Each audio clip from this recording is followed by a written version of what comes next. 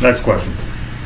Did the disciples exist? The 12 disciples of Jesus, exist. In your thoughts, how did the legends of their travels and their deaths get recorded? Yeah, no, I don't think. Well, we don't really know. Let's put it that way.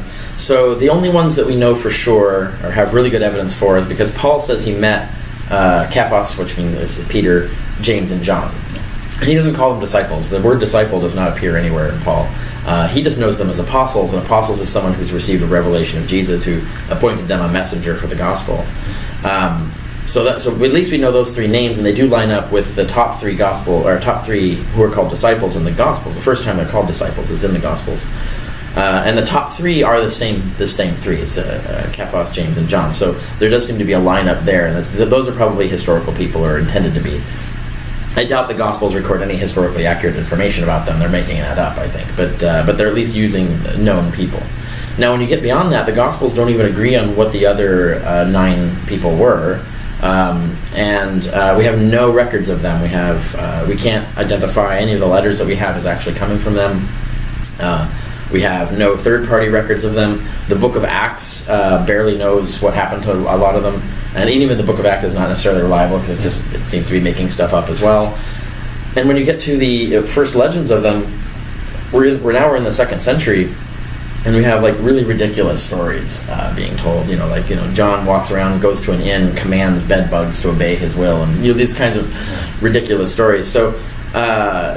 Which show no evidence of any sources, right? Like Peter getting crucified upside down. Right, and that comes out in the Acts. That's the Acts of the Acts of Peter, which is actually a Gnostic text. It's not even a text that's from the Orthodox tradition, and that also has ridiculous stories like Nero watching this wizard fly through the air. Nero and all of Rome watching this wizard fly through the air. There's talking dogs. There's resurrection of a dead fish. Like it's this is not a believable story, and it doesn't show any evidence of any connection to any kind of sources or reality in that sense. So the legends just grow and become ridiculous over time. So we can't use them as history, and so we don't know. We don't know what happened to these people. All of their actual writings were destroyed. They're lost. We don't get to see them. We don't get to know what they said or did. And the other apostles that Paul mentions as being active in kind of the top dogs at the time, like Apollos and Junius and things, don't even appear in the Gospels. So there's no real there's confusion as to who these people were and what they were doing. So no, we don't know a whole lot about them. Okay, that brings me to my next question.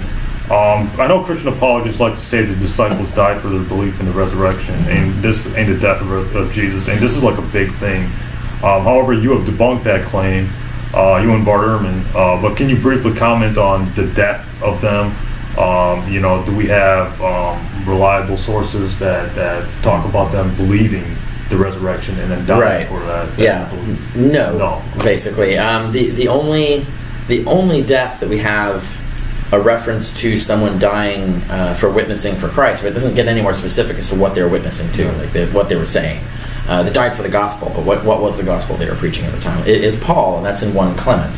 1 Clement referred, but Paul didn't know Jesus personally, right? And Paul saw Jesus in a vision, as Paul himself says, right? So Paul died for a vision. So nothing in the New Testament says that they died for their belief? No. The only death that's in the New Testament of one of the disciples, or one of the inner core of the so-called 12, is one of the Jameses, and it just says that he was killed. It doesn't say like that he could have recanted and gotten away, or what gospel he was killed for, or what he was killed for, or anything. He just says he was killed, right? And even that, might not necessarily be a true story. And that's it, really. So after that, it's just legends. We know Peter died. We know, for example, 1 Clement refers to Peter dying, but he doesn't say why or where or for what purpose. Or what gospel he died for, or if he died for any gospel, he might have died of old age or whatever. So we just don't have decent data on what they died for, when they died, and that's it. So it's you really can't build much of a case out of that, right? Okay.